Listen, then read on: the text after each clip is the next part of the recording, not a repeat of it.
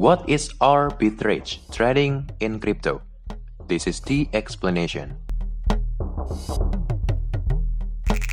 What is arbitrage trading?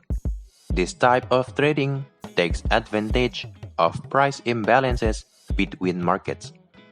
Simply put, this is when assets are bought and sold simultaneously in two markets, often because they are selling at slightly different prices. For example, stock in a technology company might sell for $35 on the New York Stock Exchange, but be available for $35.10 in London. Sure, the difference is small, but quickly buying a stock in bulk at a lower price and selling it at a higher price can make a net profit for an eagle-eyed trader. This concept captures the essence of arbitrage, and the risks are relatively low when compared to other strategies.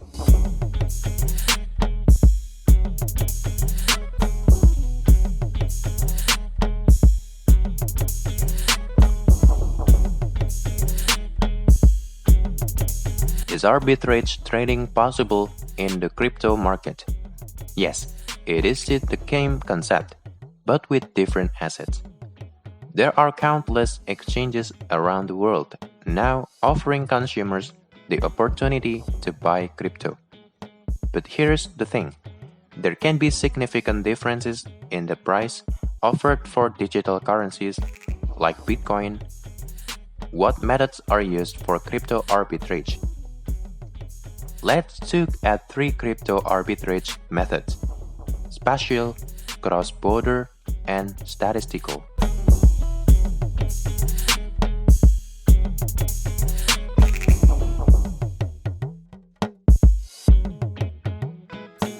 Spatial arbitrage involves taking advantage of different prices for cryptocurrencies quoted on two different exchanges. While exchange might offer Bitcoin for $9,500 exchange, B's price might be set at $9,850.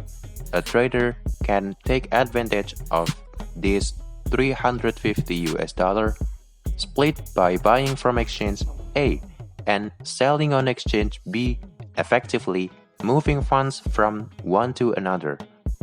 Is it popular in the crypto world? Arbitrage has been around for centuries and is starting to gain traction in crypto, but opportunities can be short-lived.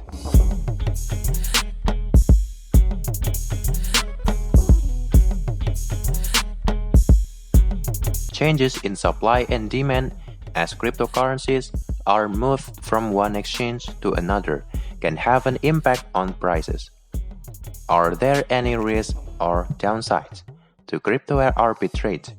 Legal and financial barriers can make it difficult to make a profit from crypto arbitrage. Regardless of the type of crypto arbitrage a trader engaged in the platform they use will charge a fee for the transaction and sometimes a withdrawal fee. As a result, it is important for traders to factor in this cost to ensure that there is still some profit margin left at the end.